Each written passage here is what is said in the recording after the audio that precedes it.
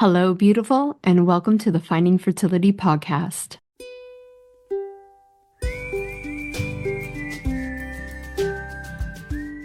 I'm Monica, your mentor in uncovering the hidden layers of your fertility journey. Together, we'll discover the right path for you within the 6 essential steps to creating the family of your dreams. We'll ditch the overwhelm, tune into your intuition, and build a vibrant foundation for your fertility. Whether it's through gut health, subconscious healing, or energetic alignment, you can unlock your body's natural power to get and stay pregnant. Your fertility journey is all about radical responsibility and deeply believing that your body is on your side. It's time to stay consistent, embrace trust, surrender, and create the transformation you deserve. Finding Fertility does not diagnose, prescribe, or treat any fertility issues. What we do is empower you to take control of your health by uncovering the root causes holding you back. Let's do this together. Happy Friday, y'all. Welcome back to another episode. I am completely honored you are here with me, becoming the conscious mama you were born to be. It is week 5, and if you are showing up for yourself over the past few weeks, you've started to notice where control quietly runs your day, where it is disguised itself as safety, and how it shows up mostly in the ordinary moments you rarely question.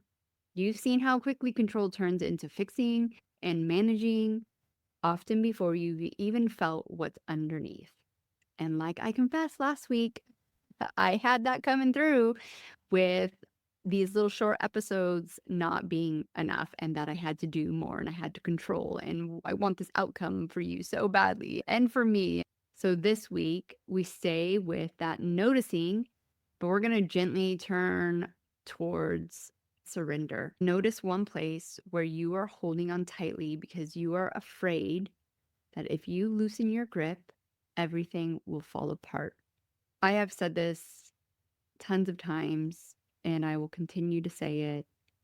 It's an illusion. The control and the gripping and the overdoing, even all the holistic things to get pregnant naturally, all of it. If you are doing it from a frequency of fear that it's not going to happen, it is literally doing the opposite to what you want. And I'm not just saying getting pregnant. It is harder to move through this journey when you are in a death grip. Surrender is a huge part of dreams. There's a whole section about surrender inside both of the courses. And before we move on, I really want to make it clear that surrender is not quitting. It's not checking out. It's not pretending that you don't care. I know that I resisted surrender, and most women resist surrender because they associate it with loss of control, loss of agency, and I get it. I know exactly how that feels because for many women, holding on has felt like survival. And I will tell you, I didn't do this on purpose. The deep surrender that I went into during my first pregnancy and first miscarriage. I was in the time of my life where we were moving. My husband was in the Royal Air Force. We were moving from York to Lincolnshire. And I quit my job. We sold our house. I moved to a little village in North Wales called Rosniga for 9 weeks. I had 9 weeks of summer in this little village. Did the transfer, got the positive pregnancy test, and waited out until my 7-week scan. I was forced into surrender because there was nothing more I could do. I didn't have a job. I already knew a few people in this community because we had lived there before. I didn't have a house to decorate or overplan because we knew we were only there for 9 weeks, so we didn't even really unpack. I literally had nothing to do. So I was forced into this ultimate surrender of filling my days with mundane things, taking walks on the beach. It was a beautiful summer. We were really lucky with the weather there because it's like the windiest place on earth. I made a beautiful felt book by hand. I knitted myself a jumper. I did gratitude journal every single morning as the sun came up on my steps into the house. I was just forced into something that we all dream about, right?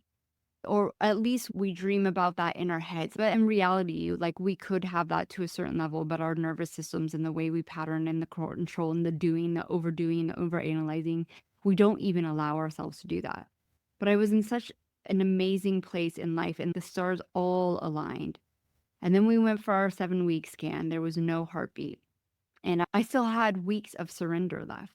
And I couldn't do anything because I chose not to have a DNC.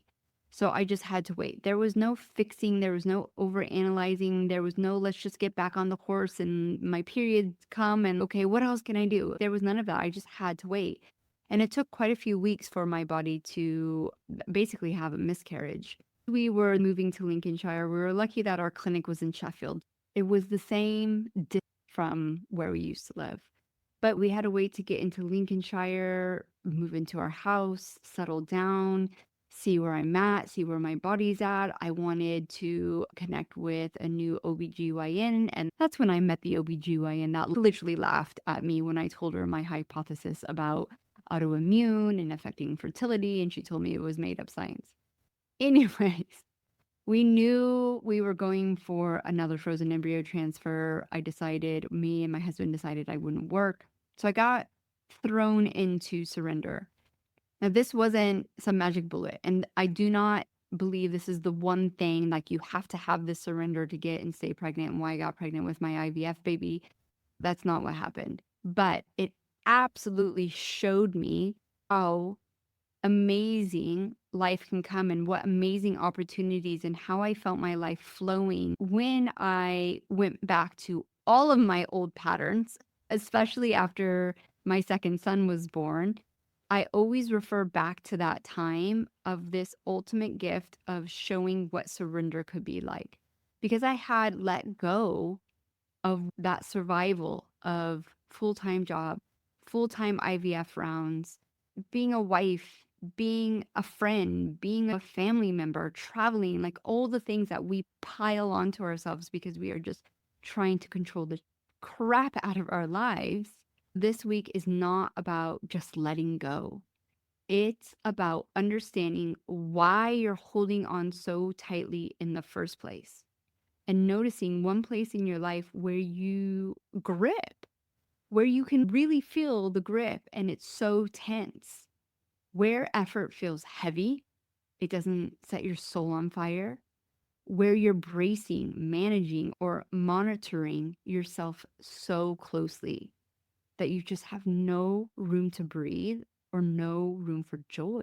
I want you to feel what's underneath that grip. It's often fear. Fear that if you stop holding everything together, it will all unravel. Fear that ease means that you're irresponsible. Fear that surrender means nothing is going to happen. If I don't work hard for this, if I don't do this, it just won't happen. If I spend a year taking care of myself and then I realize that I did need IVF, that IVF was going to be supportive for me, then I wasted a whole year, which is not true. You never waste time, my friends. Remember, surrender is not absence of action. It's the absence of force. True surrender doesn't feel like collapse. It feels like honesty. This is why getting radically honest with yourself matters so much in this journey. It's the moment you stop pretending you're okay with the pace you're running, with the emotions you're feeling, with the to-do list. And it's the moment you admit that pushing harder hasn't brought you peace. It hasn't brought you joy. It hasn't brought you a baby. It's the moment you allow yourself to feel instead of manage. So this week isn't about trying to surrender. It's noticing where surrender feels threatening. That's where the work starts. You can ask yourself, what am I holding on to right now? Where do I feel it in my body? Then use the tools you have acquired. And if you haven't acquired them, jump into one of the courses to move the emotion, shift the frequency, show up in those mundane moments and kick yourself out of those stories. Do nothing when you want to do everything. I want you to start really becoming that observer and see that relief, that peace, that joy is not something you have to force. It's something you allow in. And the only way to allow it in is to see what walls, what blocks you have. The controlling leads to the overdoing. So next week, we're going to shift into the overdoing. That effort becomes the default. So hopefully that we are noticing the control patterns. We're going to notice the overdue patterns, and we are going to start making those micro shifts to release all of that BS. So have a beautiful week, and we'll see you next Friday. Thank you once again for tuning in and becoming the conscious mama you were born to be. Remember, I wasn't some magical unicorn who stumbled into fertility success. I stayed consistent, I put in the work, and I made it happen. And guess what? You can too. Remember, this transformation happens when you stay committed to yourself. Trust your body, follow your intuition, make it possible. The links that you need are down below. And if you are still here and you absolutely love this podcast, please take some time and leave me a review and help other women like you find this podcast to get the support they need.